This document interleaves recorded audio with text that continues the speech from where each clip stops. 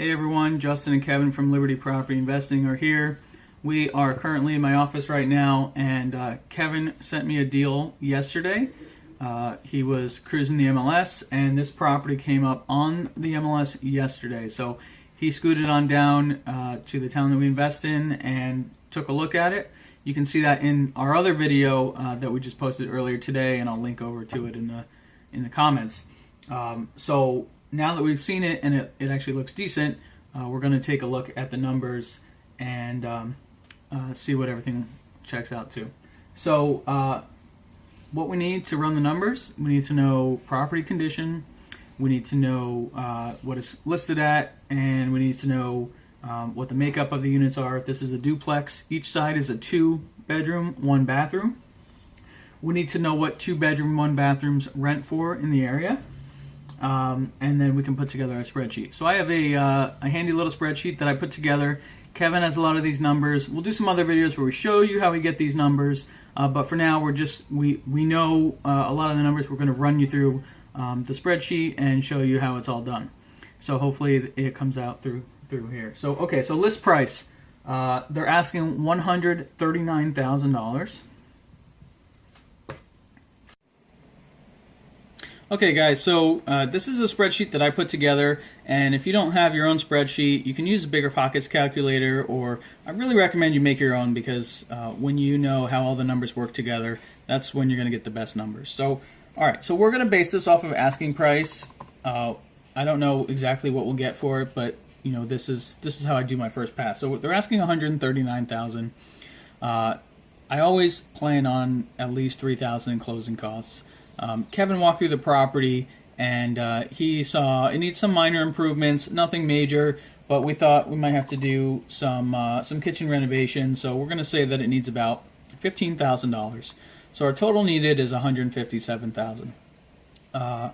For our purposes here, we're going to say that this house will be worth $160,000 at the end of the day. So what we're putting in here, the amount borrowed, I always run my numbers based on borrowing 100%.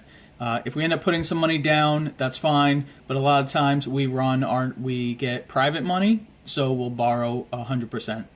So over here in my income section, these are both 2-1 units, and Kevin says that they will rent for $1,100 per month. So I'm going to change my quantity to 2, and that populates through the rest of the spreadsheet. So if you see here, we've got $2,200 a month coming in, and that gives us an annual total of $26,400. So then I'm going to go over to my expense side. In this area, there's always a rental license of $115 a year, so I keep that in. And 2 other numbers get automatically populated. Maintenance, I plan on, what am I planning on here? 7.5%. And actually, for this purposes, I'm going to plan on 5% for maintenance, and I'm going to plan on that's of the monthly rents, and I'm going to plan on the same thing for our CapEx. So I can just update my formula here. So you see here, 5% of our monthly $2,200 rent is $110 for maintenance and $110 for CapEx. We also have $110 put aside for vacancy. That's planning on 5% per month. It's important to note, I always start with these numbers. They might change eventually, but for now, this is where we start. With a duplex, we're probably not going to pay any water and sewer. I'll put that on the tenants, so we're going to leave this blank. And then we need to look at the taxes. So I'm going to pull up the tax information and check that out.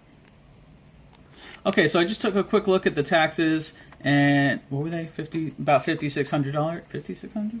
Oh my god! I think so. Okay, guys. So I just took a look at the taxes for last year. They were $52.49. So I can put that in here, and that populates. That's $437 per month. So welcome to New Jersey if you're investing in New Jersey. Now, taxes got reassessed in this area last year, so I am going to have to follow up on that and check the public records and see what the taxes are going to be for this year, because in some areas it went up, in some areas it went down. So we're definitely going to have to check that out. Heat is not something that we'll pay on a duplex, but insurance is. Now, to get the insurance number, call an insurance agent. I'm going to give mine a call so that I can get an actual number. But for today's purposes, I'm going to just estimate about $100 a month. So that'd be $1,200 for the year. And then I will give him a call and adjust those numbers accordingly. Electric, I'm not going to put in. And management, I will plan on, because I do always want to plan on management, even if I'm not going to put management in right now. So if I want management, typically management in this area runs about 10%. Whoops, that's not the right formula. 0.10. So that puts it at $220 a month. So here you see we've got $2,200 a month in income. We've got $1,097 per month in expenses. For those of you on Bigger Pockets are familiar with the 50% rule, that's pretty darn close. So I'm pretty happy with that. And as of now, most of our properties we manage ourselves, so that expense will go down. So I'm already feeling pretty good about this property. But let's take a look down at the mortgage. So like I said before, we assume that that we are going to pay zero down on all of our properties. So you see here the loan amount is $157 from before. Typically we pay our private investors about 7%.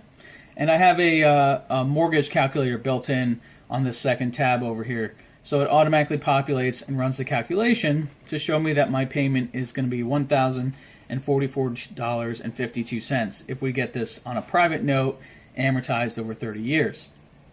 So then the last line here is the analysis. Our income is $2,200, our expense is $1,097, our mortgage is $1,044. That leaves monthly cash flow at a grand total of $58.48. So obviously that's not superb. So, but that's okay. This is just our first pass. So things that we're going to need to look at again are reducing management. We're going to need to check out the taxes, and we're going to go on and see if we can get those rents up a little bit and see if market rents are a little higher. And then, of course, we want to get the asking price down. So let's just say, for example, we were able to get the asking price from $139,000 down to $120,000. All of a sudden, we're cash flowing down here $184. That's a lot nicer, obviously, than the $50 that we were cash flowing before. So there is some room for improvement. Again, if we were to be able to change this to maybe $1,125 rather than $1,100, now we're cash flowing over $222. So you see where you can start adjusting the numbers just a little bit, and your return really changes. If we're running the property really efficiently, and instead of a 5% vacancy, we have a 2% vacancy, we can see what that does. If our insurance is actually only $80 rather than $100 or $1,000 a year, for example, now all of a sudden our monthly cash flow here is over $300 a month. So there's a lot of ifs and buts and maybes, but these are all things that you have to take into consideration as you run your numbers. So we need to get some clarification on a lot of these. We need to confirm the rents. We need to see if we can get that price down. And of course, we need to confirm our insurance and our taxes. But that's how we run the numbers. I think there's some potential here, some promise. And once we iron these out, we'll get back to you and let you guys know what we did.